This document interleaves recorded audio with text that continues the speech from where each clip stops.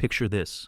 I'm kneeling in my backyard on a crisp October morning, metal detector humming softly over autumn leaves, when it starts screaming like a fire alarm. 23 years of treasure hunting experience, and I've never heard a signal this strong. The smell of damp earth and old metal fills my nostrils as I dig down 18 inches, and my fingers touch something that makes my heart stop. A Civil War-era cavalry button, pristine condition. 1863. Then another signal. A brass buckle with Confederate insignia. Then a belt plate. Then something that made me sit back in stunned silence. A perfectly preserved officer's sword with intricate engravings that belonged to someone who'd fought at Gettysburg. I'm still photographing the artifacts when Jennifer Cross storms across my property line like a woman possessed, her designer heels sinking into the soft earth I'd just excavated. "Robert Hayes! This unauthorized excavation ends right now. You're destroying our property values with these holes everywhere." I looked up at her, then down at artifacts worth more than her BMW, then back at her ignorant face. "Jennifer, you might want to sit down for this. What I just found could rewrite Civil War history, and it's worth about $100,000. The color drained from her face faster than water from my excavation holes. "My name is Robert Hayes, and I'm 62 years old. For the past 40 years, I taught American history at Jefferson High School, where I spent countless hours telling students about the Battle of Gettysburg, the Confederate retreat, and the artifacts that tell the stories of ordinary soldiers who never made it into the history books. When I retired 3 years ago, I inherited my grandmother's farmhouse on 20 acres of land that had been in our family since 1847. What I didn't know until I started researching the property deeds was that this exact land had served as a temporary camp for Confederate cavalry during their desperate retreat from Gettysburg in July 1863. For 23 years, metal detecting had been my weekend passion. Beach finds, park coins, the occasional piece of vintage jewelry that someone had lost decades ago. But nothing had prepared me for the possibility that American history was literally buried in my own backyard. The first hint came from a Civil War historian at the local museum who mentioned that cavalry units had passed through our county during the retreat. "If I were you," Dr. Patricia Sullivan had said over coffee, "I'd check your property with a detector. You never know what those soldiers might have dropped or buried." That conversation changed everything. I spent 2 months researching Confederate cavalry movements, studying 1863 military maps, and learning federal laws about artifact recovery, the National Historic Preservation Act, the Archaeological Resources Protection Act, Native American Graves Protection Act. I memorized every regulation that governed cultural property discovery. Most importantly, I established relationships with the State Archaeological Commission, the Civil War Museum of Virginia, and the Smithsonian's American History Department. Every find would be properly documented, authenticated, and preserved according to federal guidelines. Enter Jennifer Cross, 54 years old, HOA president for 2 years, and a woman who thought historical significance meant anything that might affect property values. She drove a white BMW X3 that cost more than most people's annual salary and wore designer suits that cost more than my monthly pension. Jennifer had moved to Willowbrook Estates specifically for its pristine community standards and had spent her HOA presidency enforcing what she called aesthetic excellence. Mailbox colors, lawn height, decorative plantings, everything had to meet her personal vision of suburban perfection. My metal detecting hobby had been tolerated until the morning she saw me working systematically through my back 40 with GPS equipment, archaeological flags, and a professional grade detector that looked serious enough to worry her. The first confrontation came on a Tuesday morning in early October. I was running my coil over an area where my research suggested the cavalry horses had been watered when Jennifer's BMW crunched up my gravel driveway. "Robert!" she called out, marching across my yard in heels that punched holes in the soft ground. "We need to discuss your excavation activities." I shut off my detector and walked over to meet her, noting the clipboard clutched in her manicured hands like a weapon. "Good morning, Jennifer. What can I do for you?" She gestured broadly at the small flags I'd placed to mark potential dig sites. "This is exactly what I'm talking about. These holes, these flags, this archaeological nonsense is destroying our neighborhood's aesthetic appeal." I looked at the flags, small biodegradable markers that would dissolve after the first rain, then back at her. "Jennifer, I'm metal detecting on my own property. The holes are filled and reseeded immediately after investigation. There's no aesthetic impact." Her expression hardened. "Robert, you clearly don't understand how property values work. When potential buyers see evidence of excavation activities, they assume problems, septic issues, foundation problems, unstable soil. Your hobby is costing every homeowner in this community money." "What I'm doing is perfectly legal, Jennifer. And if I find anything significant, it could actually increase property values by establishing historical importance." She laughed, actually laughed. "Historical importance? Robert, we're not talking about some museum. We're talking about a modern residential community. People buy here for contemporary living, not to live next to someone playing treasure hunter." That's when I decided to educate Jennifer about exactly what kind of treasure hunting I was doing. "Jennifer, do you know what happened on this land in July 1863? She blinked. "What does 1863 have to do with anything?" "Confederate cavalry camped here during their retreat from Gettysburg. Wounded soldiers, exhausted horses, emergency equipment repairs. If they left anything behind, it's not just treasure hunting, it's preserving American history." Her patience evaporated like morning dew. "Robert, I don't care if George Washington himself camped here. Those holes and flags are an eyesore, and they're stopping. End of discussion." She handed me an official-looking notice from her clipboard. "Violation of Community Standards, Section 12. Unauthorized ground disturbance. You have 48 hours to cease all excavation activities and restore your property to original condition." I read the notice carefully. "Jennifer, this is my property. The HOA has no authority over hobby activities conducted on private land. Read the fine print, Robert. Anything that affects community aesthetics falls under HOA jurisdiction, and your little archaeology project definitely affects aesthetics." She strutted back to her BMW, leaving me holding a violation notice for pursuing my legal hobby on my own land. That's when I knew Jennifer Cross had never dealt with someone who actually understood both history and law. Over the next month, I continued my methodical search while Jennifer escalated her harassment campaign.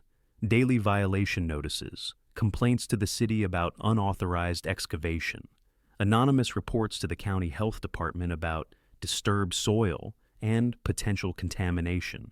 But Jennifer wasn't content with bureaucratic harassment. She recruited allies. The first was Dr. Richard Kowalski, a neighbor who'd bought into Willowbrook Estates specifically for its pristine community standards.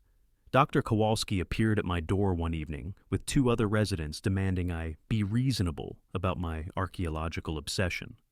"Robert," Dr. Kowalski said, consulting a tablet like he was delivering a medical diagnosis, "we've researched your metal detecting activities, the constant excavation, the flags, the equipment. It's creating an atmosphere of instability that's affecting everyone's peace of mind." I invited them onto my porch and offered coffee while they presented their concerns.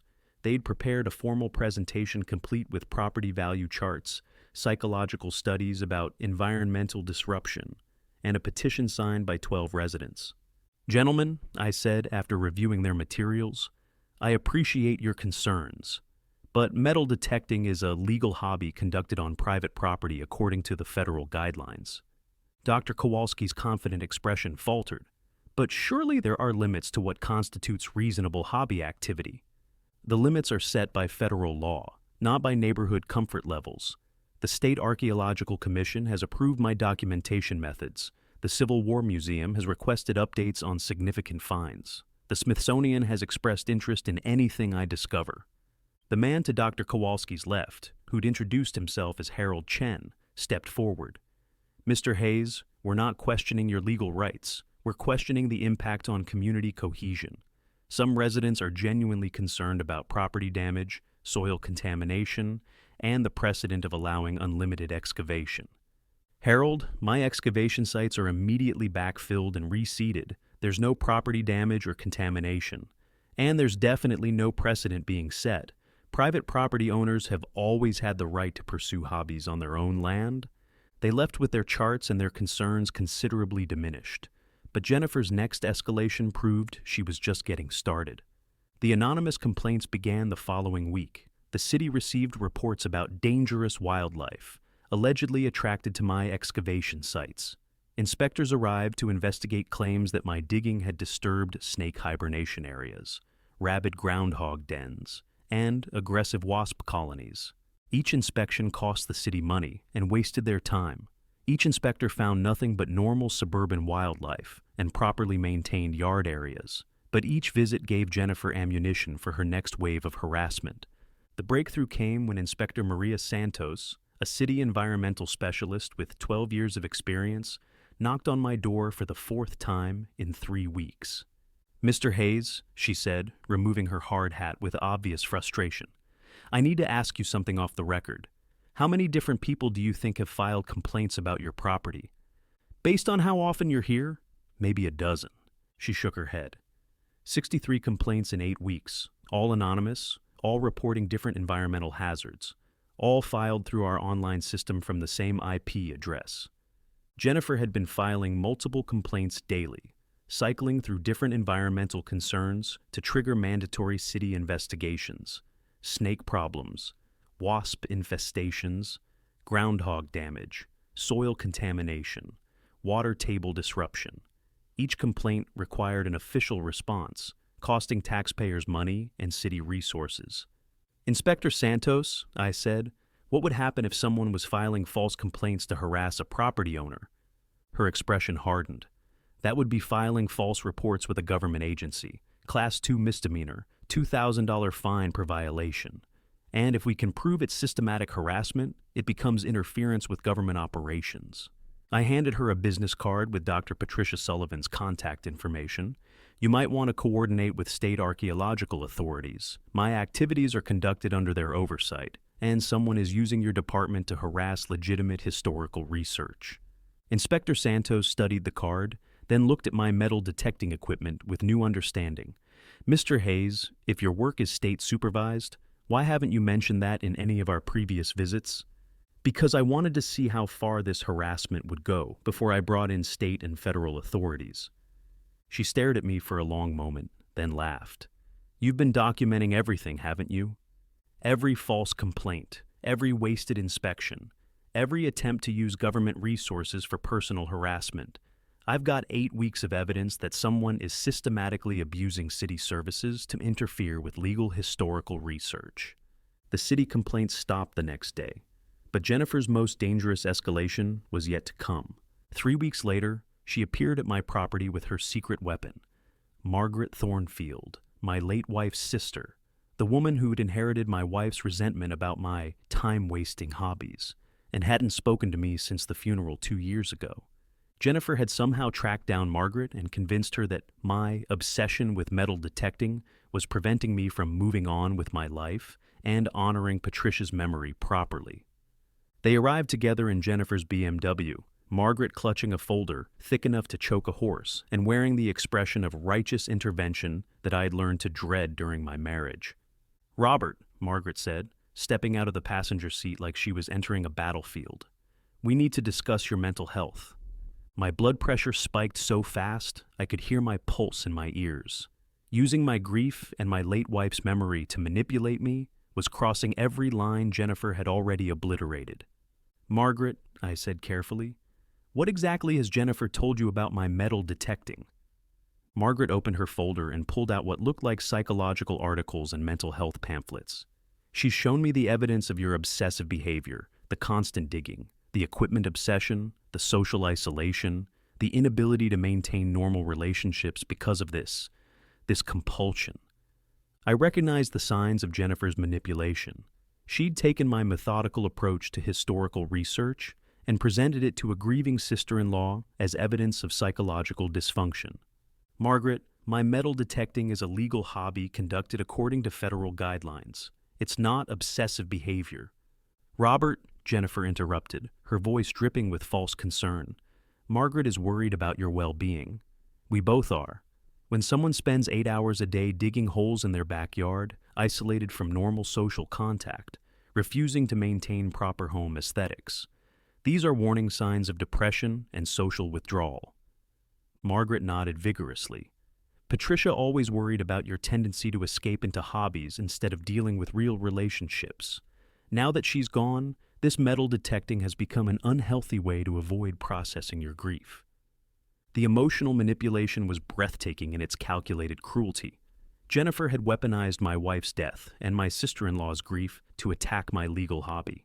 "Margaret," I said, pulling out my phone, "before you diagnose my mental health, I think you should hear something." I dialed Dr. Patricia Sullivan's number and put the call on speaker. "Dr. Sullivan, this is Robert Hayes. I have 2 people at my property claiming that my archaeological work represents unhealthy obsessive behavior. One of them is threatening intervention based on mental health concerns." Dr. Sullivan's voice carried the authority of academic expertise and professional experience. "Mr. Hayes, are they interfering with your state-supervised historical research?" "That's exactly what they're doing. Put me on speaker so both individuals can hear this clearly." Margaret's confidence cracked as she realized she was about to hear from an actual expert rather than Jennifer's cherry-picked psychological articles. "Ladies," Dr. Sullivan's voice filled the afternoon air, "this is Dr. Patricia Sullivan, State Archaeological Commission. Mr. Hayes is conducting legitimate historical research under our supervision. His methodology is exemplary, his documentation is professional grade, and his discoveries are contributing significantly to Civil War historical knowledge." Margaret's folders slipped slightly in her hands. "But the obsessive digging—" "Ma'am, what you're calling obsessive digging is systematic archaeological investigation conducted according to federal protocols. Mr. Hayes follows the same procedures used by professional archaeologists at university dig sites." Jennifer tried to salvage the situation. "Dr. Sullivan, we're concerned about the social isolation and the impact on his mental health. Surely spending 8 hours a day alone with metal detecting equipment isn't psychologically healthy."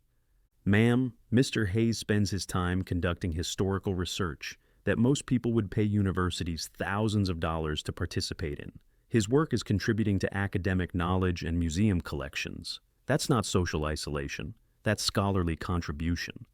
Margaret's folders slipped from her hands, scattering Jennifer's manipulative psychological articles across my driveway, like the house of cards they had always been. "Margaret," I said gently, "Patricia supported my historical interests. She was proud when I started working with the State Archaeological Commission. She would have been thrilled about discovering Civil War artifacts that museums want to display." Margaret looked at Jennifer with dawning realization. "You told me he was isolated and obsessive. You said he was avoiding normal relationships and hiding from grief." Jennifer's mask finally slipped. "He is isolated. Look at this property. Holes everywhere, equipment scattered around, no normal landscaping, no consideration for community standards." Dr. Sullivan's voice cut through Jennifer's protest. "Ma'am, are you claiming to know more about archaeological research methods than the State Archaeological Commission?" The silence stretched for what felt like hours. Finally, Margaret bent down and began collecting the scattered psychological articles. "Jennifer," she said quietly, "I think you should take me home." They left without another word, but I knew this wasn't over. Jennifer had escalated from harassment to manipulation to psychological warfare. Her next move would be her most desperate and dangerous.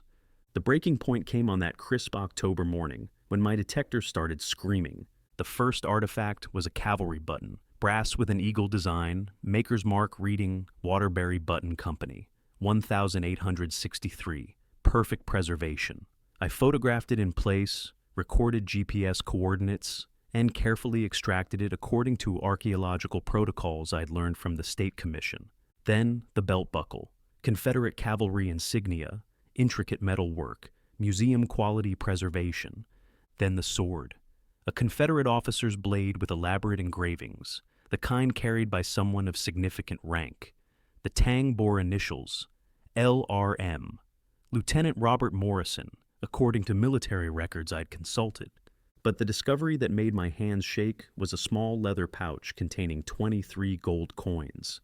Double eagles, minted in 1862 and 1863, worth their weight in gold today but priceless as historical artifacts. I was photographing the coin cache when Jennifer's heels announced her arrival. "Robert Hayes! This unauthorized excavation ends right now. You're destroying our property values with these holes everywhere." I looked up at her, then down at artifacts worth more than her BMW, then back at her ignorant face. Jennifer, you might want to sit down for this. What I just found could rewrite Civil War history, and it's worth about $100,000.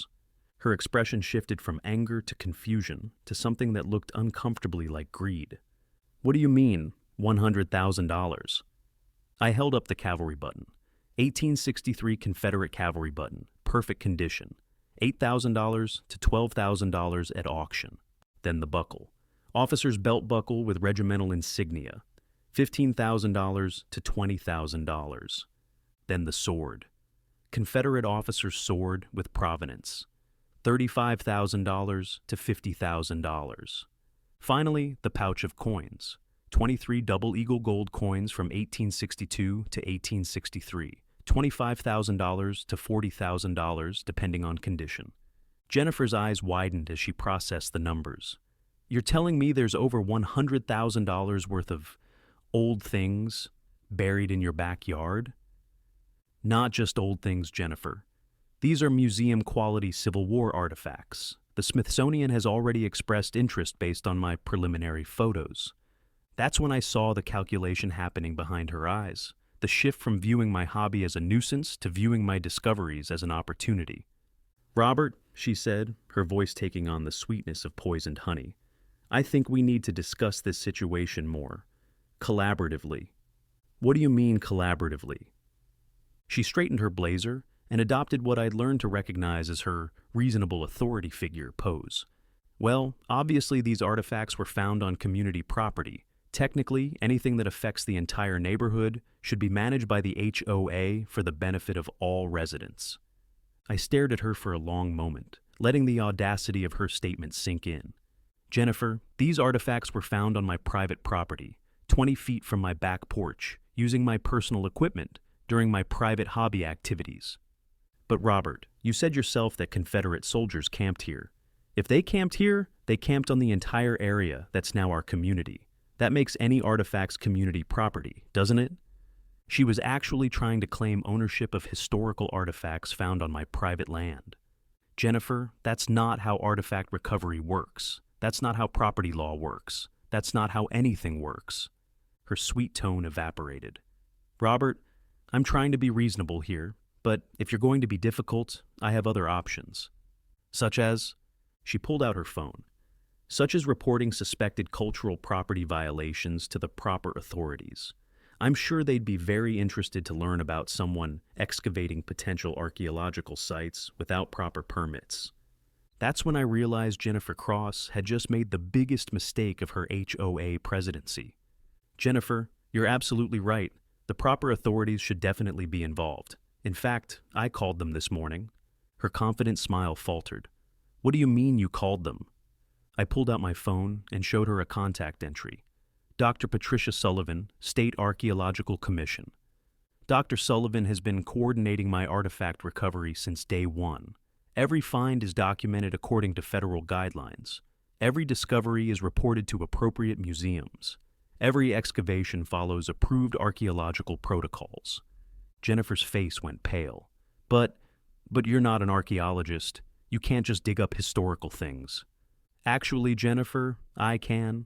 Private property owners have the right to recover artifacts from their own land, provided they follow federal guidelines for documentation and preservation, which I have been doing for 6 months. I scrolled through my phone, showing her photos of the previous finds. Here's the musket ball from August, the uniform button from September, the belt fragment from last week, all properly documented, all legally recovered, all reported to the State Commission. Her confident authority was crumbling like old parchment. But the HOA regulations don't supersede federal law, Jennifer, and they certainly don't give you ownership rights to artifacts found on private property. That's when Jennifer made her second major mistake. Robert, I think you're misunderstanding the situation here. These artifacts were found in our community. They belong to our community, and as HOA president, I have the authority to secure community assets. She actually reached for the cavalry sword. I stepped between her and the artifacts. Jennifer, do not touch those items. Robert, I'm securing community property pending resolution of ownership questions. Jennifer, if you touch those artifacts, you'll be committing theft of cultural property. That's a federal crime. She hesitated, her hand hovering over the sword. You're bluffing. They're just old things you found in dirt. Jennifer, these are authenticated Civil War artifacts with established monetary and historical value. Taking them without permission constitutes theft under federal cultural property laws. But greed had already overridden her judgment. She grabbed the leather pouch containing the gold coins. I'm securing these pending HOA board review of the ownership situation. And that's when Jennifer Cross committed a federal crime. Jennifer, put down the artifacts. You're committing theft of cultural property. She clutched the pouch to her chest. Robert, you're not the only one who can call authorities. I have connections too. She pulled out her phone with her free hand. I'm calling the sheriff to report someone hoarding stolen historical artifacts. That's when I called the FBI, not the local police, not the county sheriff, the Federal Bureau of Investigation, Art Crime Team, Cultural Property Protection Division. Agent Michael Torres answered on the second ring. Agent Torres, this is Robert Hayes in Millbrook County. We spoke about authentication protocols for Civil War artifacts. I need to report an attempted theft of cultural property.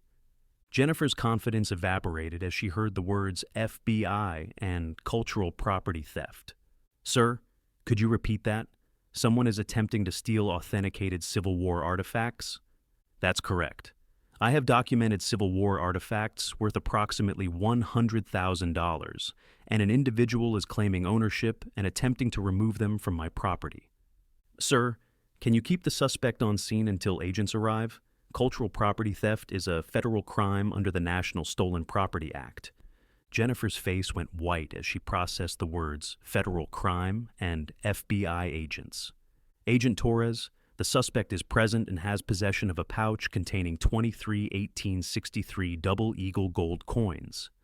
Sir, do not let the suspect leave with those coins. We're dispatching agents immediately. Jennifer dropped the pouch like it was on fire. Robert, There's obviously been some misunderstanding. I was just trying to protect community interests. Jennifer, you just committed attempted theft of federal cultural property. That's a felony. She started backing toward her BMW. Robert, we can work this out. I'll have the HOA board review the situation. We can find a fair solution. Jennifer, the FBI is already en route. I'd suggest you stay exactly where you are. The next 45 minutes were the longest of Jennifer's life. She stood in my backyard, alternating between attempting to justify her actions and trying to convince me to call off the federal investigation.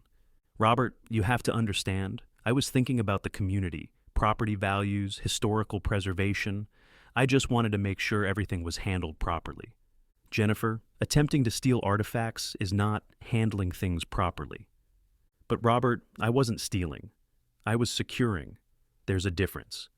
Jennifer, taking someone else's property without permission is theft, regardless of your motivation. When Agent Torres arrived with his partner, Agent Sarah Kim, Jennifer tried one last desperate gambit. Officers, thank goodness you're here. This man has been illegally excavating archaeological sites and hoarding cultural artifacts that belong to the community.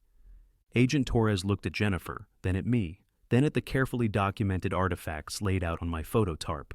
Ma'am, are you Jennifer Cross? Yes, I'm the HOA President. I called this meeting to discuss proper handling of community cultural resources.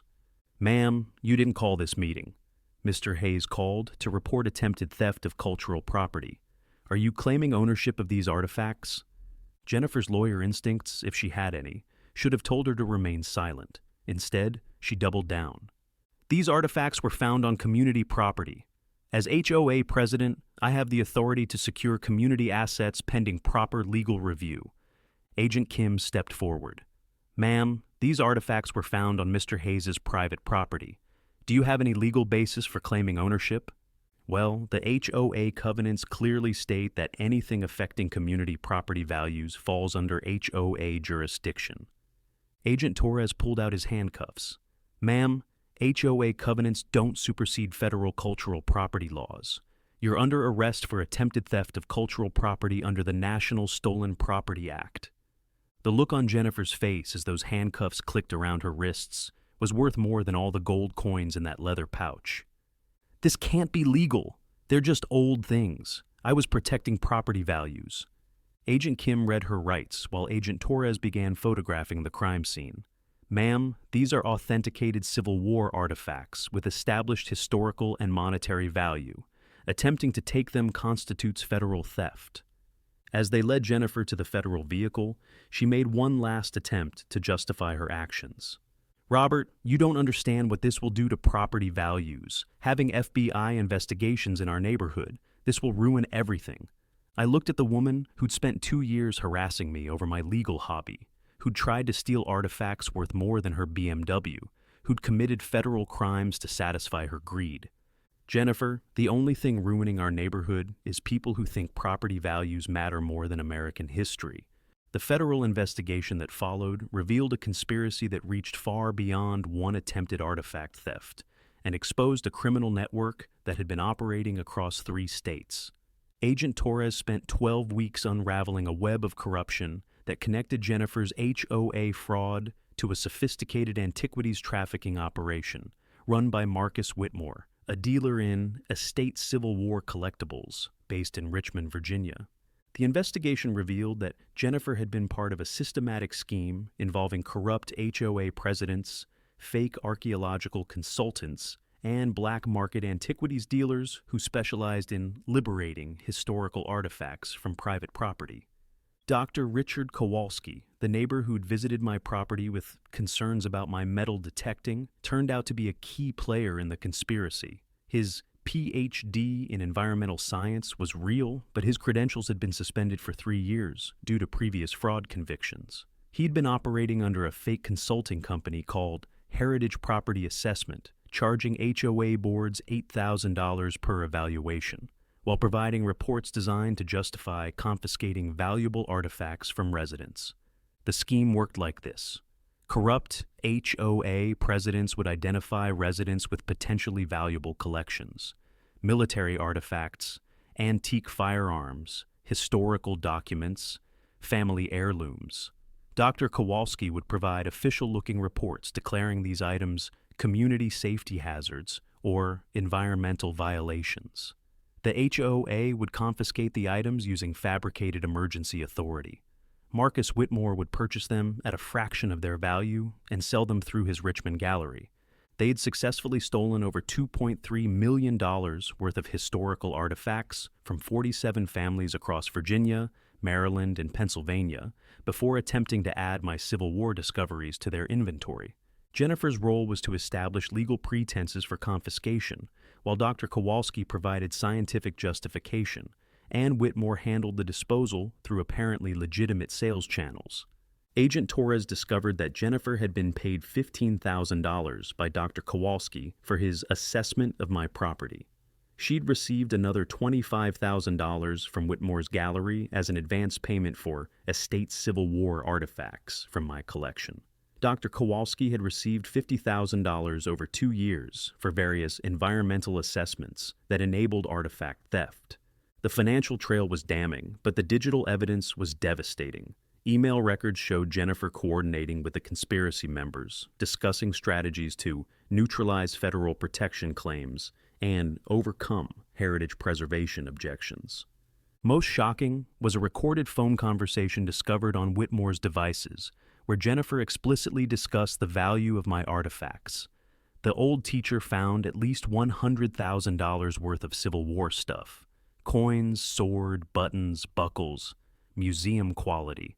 The Smithsonian is already sniffing around, but I can get them before he realizes what he's sitting on.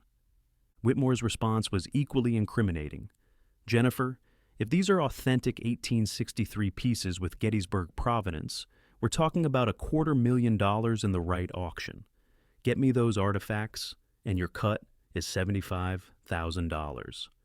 The federal prosecutor, Assistant U.S. Attorney Margaret Walsh, filed charges under the RICO Act, treating the conspiracy as organized crime. Jennifer faced 89 felony counts, including racketeering, conspiracy, theft of cultural property, mail fraud, wire fraud, money laundering, and violation of the Computer Fraud and Abuse Act. The potential sentence exceeded 300 years in federal prison, but Jennifer's legal problems were only the beginning of her downfall. Her real estate license was permanently revoked when the state board discovered she'd been using her HOA position to identify valuable artifacts in homes she was hired to sell, then coordinating their theft before closing transactions. The investigation revealed that she'd been providing Whitmore's gallery with advance notice of estate sales containing Civil War artifacts, military collections, and antique firearms. Her insider information allowed the gallery to purchase valuable items at below-market prices, while the legitimate heirs were unaware of their true value. 3 major real estate deals collapsed when clients learned about her federal charges. Her husband, Dr. James Cross, filed for divorce and obtained a restraining order after Jennifer attempted to liquidate their joint assets to pay legal fees and criminal fines. The HOA voted unanimously to remove her as president and filed a civil lawsuit seeking $4.7 million in damages for the legal fees, federal fines, and property value losses. Her criminal activities had caused the community. Every homeowner in Willowbrook Estates received notice that their property taxes would increase to cover the HOA's legal costs, Victims' Compensation Fund, and enhanced security measures to prevent future criminal infiltration.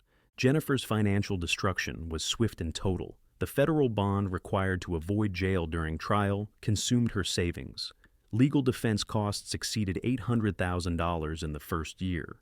The civil lawsuit from the HOA froze her remaining assets. She was forced to declare bankruptcy and sell her house to pay attorney fees. But perhaps the most devastating consequence was the federal victim impact statement I was invited to submit to the court. I spent 6 weeks crafting a letter that explained what Jennifer and her conspiracy had tried to steal. Not just artifacts worth $127,000, but the preserved history of Lieutenant Robert Morrison, the documented evidence of Confederate cavalry retreat operations, and the irreplaceable connection between present-day Americans and the soldiers who died defending their beliefs 160 years ago. I included photographs spanning the entire investigation, the systematic documentation of each artifact discovery, the authentication process with Dr. Sullivan and the State Archaeological Commission, the enthusiastic response from Smithsonian curators, and the educational value these items would provide to future generations. Most importantly, I included evidence of the broader impact of Jennifer's criminal conspiracy. 47 families had lost irreplaceable heirlooms, military decorations, historical documents, and family artifacts, to a scheme that treated American heritage as a commodity to be stolen and sold. Judge Patricia Blackburn read excerpts from my statement aloud during Jennifer's sentencing hearing. In the packed federal courtroom, with FBI agents, conspiracy victims, community members, and Jennifer's former associates present, my words became Jennifer's final judgment. The defendant attempted to steal artifacts that connect us directly to American history, Judge Blackburn said, looking directly at Jennifer. She researched federal law not to comply with it, but to circumvent it. She corrupted community governance, organized criminal conspiracy, and attempted to profit from the theft of cultural property that belongs to all Americans. The judge's voice carried 30 years of federal judicial authority. Mr. Hayes followed every federal guideline, consulted appropriate authorities, and preserved historical artifacts according to professional archaeological standards. The defendant attempted to steal those artifacts for personal profit while destroying the very community structures designed to protect residents from exactly her type of criminal behavior. Jennifer's sentence was devastating. 18 years in federal prison, $4.7 million in fines and restitution, and lifetime prohibition from any role in community governance or cultural property management. Dr. Kowalski received 12 years for conspiracy and fraud. Marcus Whitmore received 25 years under RICO statutes for operating a criminal enterprise. The sentences sent a clear message that federal cultural property laws carry real enforcement and life-destroying consequences. But justice extended beyond criminal penalties. The federal investigation triggered a comprehensive review of cultural property protection across 3 states. Agent Torres was promoted to Regional Cultural Property Coordinator, with expanded authority to investigate similar conspiracies. New federal protocols required FBI background checks for anyone serving in HOA leadership positions in communities with historical significance. The Cross conspiracy became a case study taught in federal law enforcement academies nationwide. The Civil War Museum of Virginia established the Robert Hayes Heritage Protection Fund, providing legal assistance to private property owners facing intimidation over historical artifacts. The fund had prevented 14 similar theft attempts in its first 2 years of operation. Most importantly, the case established federal precedent protecting private artifact discoveries from community interference. Federal courts across the country used Jennifer's case as a template for investigating cultural property conspiracies. The Hayes Standard became shorthand for proper private archaeological methodology. 1 year after Jennifer's sentencing, the community held a celebration that transformed my private archaeological site into a public educational destination. The Heritage Discovery Festival drew 1,200 people from across the eastern seaboard to celebrate not just my artifacts, but the broader principle of protecting cultural property from organized theft. Governor Sarah Martinez attended, along with FBOA Director Patricia Chen and senators from 4 neighboring states. The ceremony included the unveiling of an expanded historical marker reading Hayes Archaeological Site, Civil War, Cavalry Camp, July 1863, protected through federal law enforcement, symbol of cultural property justice. Agent Torres delivered the keynote address, explaining how federal cultural property protection works and why it matters in an era when organized criminals increasingly target historical artifacts for black market sale. Artifacts like these are irreplaceable records of American experience, he said, his hand resting on the display case containing Lieutenant Morrison's sword. Once they're stolen and sold, that knowledge is lost forever. Mr. Hayes' careful documentation and legal compliance preserved not just objects, but historical understanding. The festival raised $125,000 for cultural property education, funding programs that taught private collectors, community leaders, and law enforcement about artifact protection laws and criminal conspiracy recognition. Dr. James Morrison, Lieutenant Morrison's descendant, served as the festival's historical consultant, leading tours and explaining how private archaeological research could reunite families with their ancestors' experiences while contributing to academic knowledge. But the most meaningful moment came when Margaret, my late wife's sister, approached me during the festival's final ceremony. "Robert," she said, her voice carrying 2 years of regret and new understanding, "I owe you an apology that's long overdue." She looked at the historical marker commemorating the site, where Lieutenant Morrison and his fellow soldiers had camped during their desperate retreat from Gettysburg. "Patricia would have been so proud of what you've accomplished here. She always said your historical interests were going to lead to something important someday." Tears gathered in her eyes. "When Jennifer approached me with those psychological articles, I wanted to believe your metal detecting was unhealthy, because I was still angry about losing Patricia.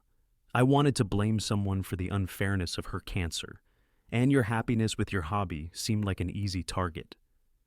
She reached out and touched the display case containing the cavalry button that had started this entire adventure.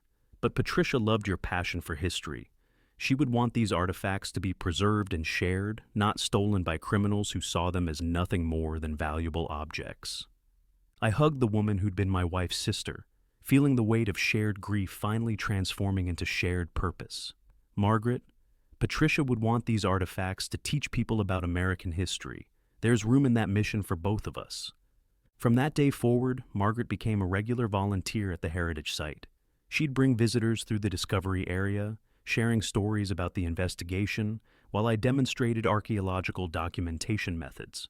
The site that Jennifer had tried to exploit for criminal profit became the bridge that reconnected our family through shared respect for historical preservation. 3 years after Jennifer's arrest, the Heritage Discovery Site had become a model for private-public cooperation in archaeological preservation. The National Park Service designated it as an affiliated site, providing federal funding for expanded educational programs and visitor facilities. Universities brought archaeology students to learn field methods. Museums consulted our documentation protocols for their own artifact processing. Federal agencies used our case as a training example for cultural property protection and criminal conspiracy investigation. The Smithsonian Institution established a permanent exhibition called Preserving American Heritage, the Hayes Discovery, and federal cultural property protection, featuring Lieutenant Morrison's artifacts alongside educational displays about federal laws, archaeological methods, and the criminal conspiracies that threaten cultural preservation.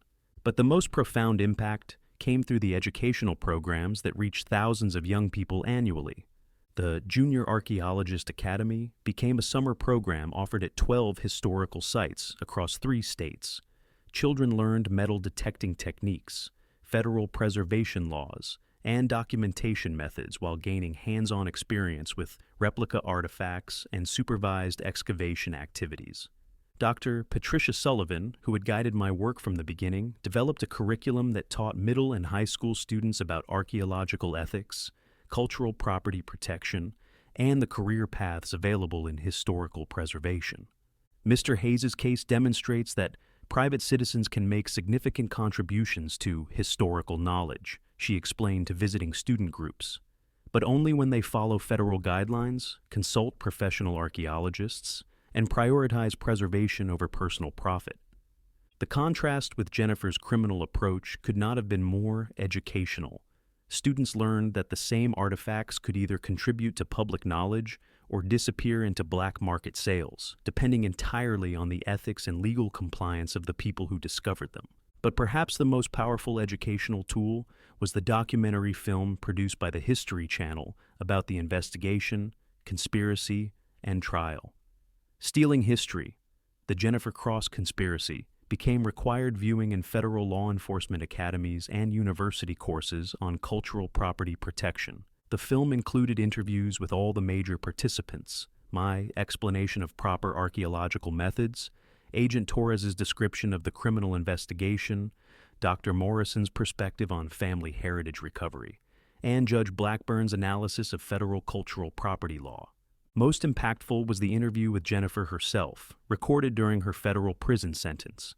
Unrepentant and bitter, she continued to claim that the artifacts belonged to the community and that her imprisonment represented federal overreach in local governance matters. "I was trying to protect property values," she insisted, even while serving 18 years for organized crime. "Those old things were just sitting in his backyard getting rusty. I could have found buyers who would appreciate them." The interview became a masterclass in criminal thinking, showing how theft and conspiracy could be rationalized as community service and criminal profit could be disguised as cultural preservation. Students who watched the documentary universally rejected Jennifer's justifications, clearly understanding that cultural property theft was theft, regardless of the criminal's motivations or rationalizations. 5 years after Jennifer's arrest, the Hayes Archaeological Site receives over 75,000 visitors annually. School groups learn about Civil War history through hands-on archaeological demonstrations. University students conduct research using methodology that Jennifer's conspiracy had tried to undermine. The Visitor Center displays include a comprehensive section on cultural property crime, explaining why artifacts like Civil War relics are protected by federal statutes and what happens to people who attempt to organize their theft. Jennifer's federal mugshot is prominently displayed with the caption, "Organized Theft of Cultural Property, 18 years federal prison." It serves as a warning to anyone who might think historical artifacts are available for criminal exploitation. But the most popular display remains the Lieutenant Morrison exhibit, showing how careful archaeological work can preserve individual stories within the larger narrative of American history, while demonstrating the federal laws that protect such discoveries from criminal interference. Children often ask why someone would try to steal items from a soldier who died long before their grandparents were born. Their teachers explain that some people value money more than history, personal profit more than public education, criminal gain more than cultural preservation. But Mr. Hayes did the right thing, the children invariably say. He saved the soldiers things for everyone to learn from, and the FBI stopped the bad people who wanted to steal them. That's exactly right.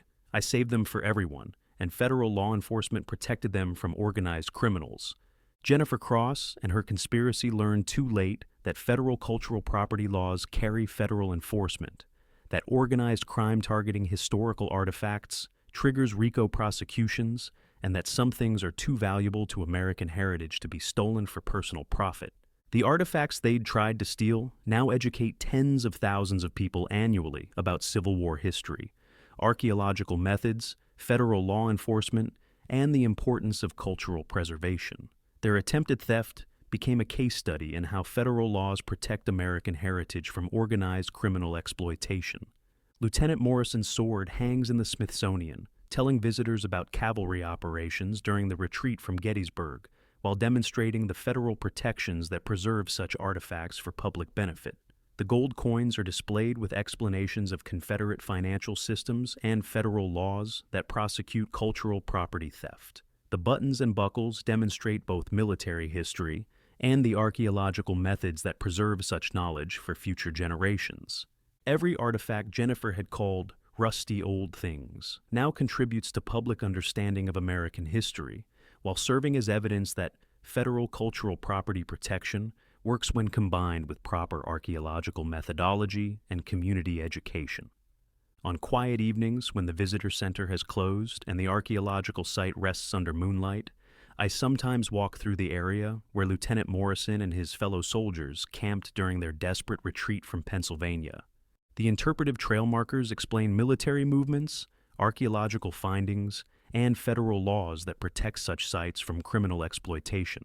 But they can't capture the personal satisfaction of knowing that one criminal conspiracy's attempt to steal American history became a catalyst for strengthening the federal laws that preserve cultural heritage for all Americans. Jennifer Cross sits in federal prison, serving 18 years for crimes that began with calling Civil War artifacts rusty old things, and escalated to organizing their theft for black market sale. She learned that cultural property crime carries federal consequences, that RICO statutes apply to artifact theft conspiracies, and that some forms of greed destroy not just the criminals who practice them, but the very heritage they seek to exploit. The artifacts she'd tried to steal for criminal profit now serve their highest purpose, educating future generations about American history while demonstrating that federal law enforcement protects cultural heritage from organized crime. The artifacts I'd discovered led to a comprehensive archaeological survey of the entire area.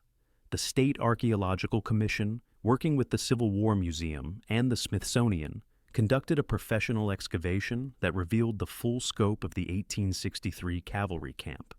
We found evidence of a field hospital, temporary blacksmith operations, and a burial site for 7 Confederate soldiers who died during the retreat. Each discovery was properly excavated, documented, and preserved according to federal guidelines. The site was designated as a state historical landmark with interpretive trails and educational displays explaining the Confederate retreat from Gettysburg and the archaeological methods used to preserve the evidence. My 20 acres became the centerpiece of a 100-acre historical park, with my farmhouse serving as a visitor center and artifact display location. The Smithsonian artifacts were returned twice yearly for special exhibitions that drew visitors from across the country. The economic impact was everything Jennifer had claimed to care about. Property values in the area increased 23% due to proximity to the historical site. Tourism brought $4.2 million annually to the local economy. The historical designation protected the entire area from future development pressure. Most importantly, thousands of visitors learned about Civil War history through artifacts that Jennifer had tried to steal for personal profit. The Robert Hayes Civil War Discovery Center became a model for private-public cooperation in historical preservation. Universities brought students to learn archaeological methods. Museums consulted our protocols for artifact documentation. Federal agencies used our case as a training example for cultural property protection. But the most meaningful recognition came from an unexpected source. Lieutenant Robert Morrison's great-great-grandson, Dr. James Morrison, contacted me after reading about the discovery of his ancestor's sword. He was a history professor at Virginia Military Institute, specializing in Confederate cavalry operations. "Mr. Hayes," he said during his visit to see the artifacts, "my family had wondered for 160 years what happened to Lieutenant Morrison after Gettysburg.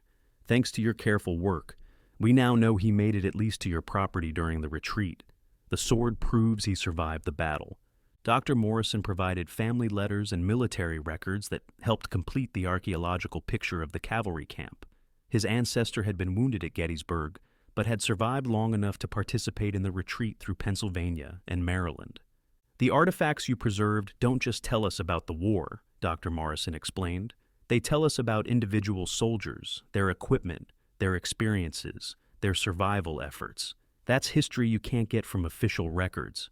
The sword, button, and belt buckle had belonged to a 23-year-old lieutenant from Virginia who'd fought in some of the most significant battles of the Civil War. The gold coins represented the last pay he'd received before Gettysburg, money he'd carried through the battle and into retreat, but never had the chance to spend. Jennifer Cross had tried to steal the personal effects of an American soldier who died defending his beliefs 160 years ago. She'd viewed artifacts worth $127,000 as old junk, suitable for theft and resale. The contrast between preservation and exploitation, between historical respect and personal greed, could not have been more stark. Today, 5 years after Jennifer's arrest, the Discovery site receives over 50,000 visitors annually. School groups learn about Civil War history through hands-on archaeological demonstrations. University students conduct research using artifacts that Jennifer had tried to steal. The visitor center displays include a section on artifact protection and cultural property law, explaining why items like Civil War artifacts are protected by federal statutes and what happens to people who attempt to steal them. Jennifer's mugshot is prominently displayed with the caption, "Attempted theft of cultural property, 12 years federal prison." It serves as a warning to anyone who might think historical artifacts are available for personal enrichment. But the most popular display is the Lieutenant Morrison exhibit, showing how careful archaeological work can reunite families with their ancestors' stories and preserve individual experiences within the larger narrative of American history. Children often ask why someone would try to steal items from a soldier who died long before they were born. Their teachers explain that some people value money more than history, profit more than preservation, personal gain more than public good. "But Mr. Hayes did the right thing," the children invariably say. "He saved the soldiers' things for everyone to learn from." That's exactly right. I saved them for everyone. Jennifer Cross learned too late that federal cultural property laws carry federal enforcement, that theft is theft regardless of the thief's motivation, and that some things are more valuable than money. The artifacts she'd tried to steal now educate thousands of people annually about Civil War history, archaeological methods, and the importance of cultural preservation. Her attempted theft became a case study in how federal law protects American heritage from personal greed. Lieutenant Morrison's sword hangs in the Smithsonian, telling visitors about cavalry operations during the retreat from Gettysburg. The gold coins are displayed with explanations of Confederate financial systems and soldier payment procedures. The buttons and buckles demonstrate uniform production and military insignia significance. Every artifact Jennifer had called old junk now contributes to public understanding of American history. On quiet evenings, when the visitor center has closed and the archaeological site rests under moonlight, I sometimes walk through the area where Lieutenant Morrison and his fellow soldiers camped during their desperate retreat from Pennsylvania. The interpretive trail markers explain military movements, archaeological findings, and historical significance. But they can't capture the personal satisfaction of knowing that one person's attempted theft became a catalyst for preserving and sharing American history. Jennifer Cross sits in federal prison, serving 12 years for crimes that began with calling Civil War artifacts trashy old things. She learned that cultural property theft carries real consequences, that federal laws have federal enforcement, and that some forms of greed destroy the very things they seek to possess. The artifacts she'd tried to steal for personal profit now serve their highest purpose, educating future generations about the sacrifice, courage, and humanity of soldiers who fought in America's defining conflict. Remember, sometimes standing up to neighborhood tyrants doesn't just save yourself, it saves everyone around you. When good people refuse to be intimidated by fake authority, entire communities can break free from fear. Thanks for watching HOA Revenge Stories.